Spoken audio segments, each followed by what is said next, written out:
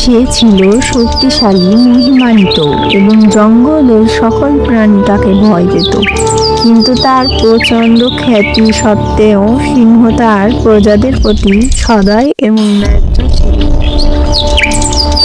তিনি প্রতিজ্ঞা ও করুণার সাথে শাসন করতেন, নিশ্চিত করতেন যে সমস্ত প্রাণীর সাথে সম্মান ও মর্যাদার সাথে আচরণ করা হবে।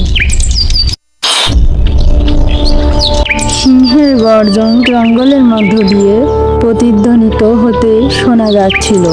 যারা তার কর্তৃত্বকে চ্যালেঞ্জ করার সাহস করছিল তাদের হৃদয়ের ভয় সঞ্চার করেছিল।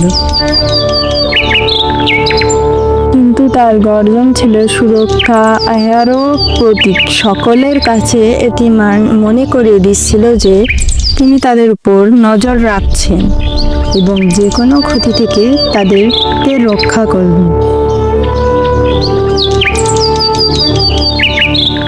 জঙ্গলের অন্যান্য প্রাণীরা সিংহকে তাদের নেতা এবং রক্ষক হিসেবে দেখত।